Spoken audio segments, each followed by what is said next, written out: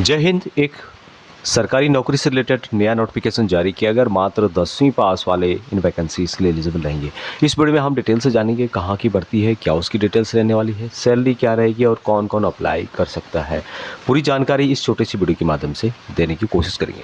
तो ये जो वैकेंसीज है Delhi subordinate services selection board यानी कि दिल्ली सरकार की ओर से निकाली गई है। ऑल इंडिया से आप इन वैकेंसीज के लिए अप्लाई कर सकते हैं। नोटिफिकेशन के माध्यम से हम डिटेल्स जानते हैं।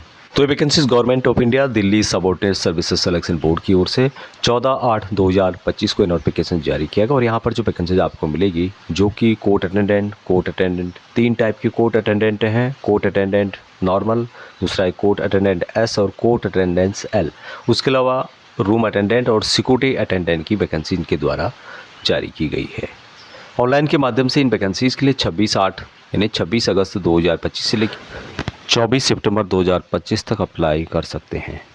अब यहाँ पर वैकेंसीज जो निकाली गई है टोटल 314 है, जिसमें कि 32 वैकेंसीज पूर्व सैनिकों के लिए रिजर्व हैं। यहाँ पे आप देख पाएंगे कोर्ट अटेंडेंट की 295 वैकेंसी है, जिसमें कि 29 वैकेंसीज पूर्व सैनिकों के लिए है। कोर्ट अटेंडेंट एस की 22 वैकेंसीज है, जिसमें कि 2 वैकेंसीज पूर्व सैनिकों के लिए है। और रूम अटेंडेंट की वैकेंसीज 13 में से 1 वैकेंसीज पूर्व सैनिकों के लिए इनके द्वारा रिजर्व करके रखे। तो यहाँ पर क्या क्या एजुकेशन क्वालिफिकेशन, सैलरी कितनी दी जाती है, एज कितना है, उसकी डिटेल्स यहाँ पे दी गई है। कोर्ट अटेंडेंट की नॉर्मल जो पोस्ट है 29 पोस्ट पूर्व सैनिकों के लिए। इसेंशियल क्वालिफिकेशन मैट्रिक पास होना चाहिए या फिर इक्विवेलेंट आपके पास ITI सर्टिफिकेट होना चाहिए। अभी सैलरी यहाँ पर 7 CPC के अंतर्गत लेवल 3 की दी जाएगी। लेवल 3 में जो सैलरी दी जाती है 21,700 से लेके 69,100 तक दिया जाता है। ग्रुप सी की ये पोस्ट रहने वाली है। एज यहाँ पर 18 से 27 साल मैक्सिमम है। बाकी रिलैक्सेशन पूर्व सैनिकों को दिया जाएगा, आगे मैं बताऊंगा उसके बारे में।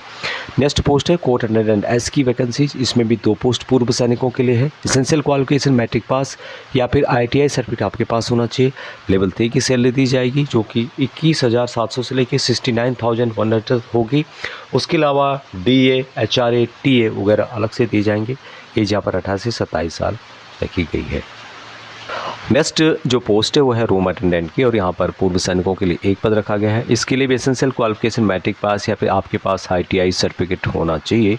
लेवल 3 की सैलरी दी जाएगी। 7 CPC के अंतर्गत ग्रुप सी की पोस्ट है और 27 साल मैक्सिमम रखी गई है। बाकी एज रिलैक्सेशन दिया जाएगा पूर्व सैनिकों को as per central government rule के अनुसार। एज रिलैक्सेशन जो पोस्ट थे उसमें मैक्सिमम 27 साल था, तो पूर्व सैनिकों को जो ग्रुप बी और ग्रुप सी है दोनों में यहाँ पर रिलैक्सेशन दिया जा रहा है।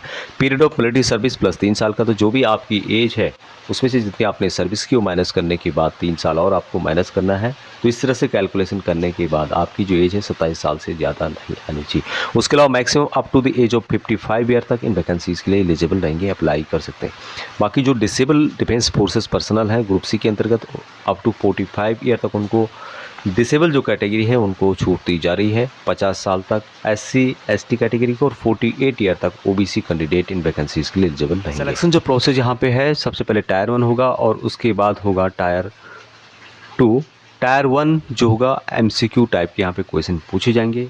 प्री एग्जामिनेशन ऑब्जेक्टिव टाइप के क्वेश्चन होंगे और जिसमें कि 100 क्वेश्चन होंगे, 100 नंबर के होंगे। 150 मिनट का टाइम यहाँ पे दिया जाएगा। जो मल्टीपल चॉइस क्वेश्चन होंगे, हिंदी 25 मार्क का आएगा, इंग्लिश 25 मार्क का, जनरल नॉलेज 25 मार्क का और अर्थमेटिक से रिलेटेड 25 मार्क के क्वेश्चन आएंगे।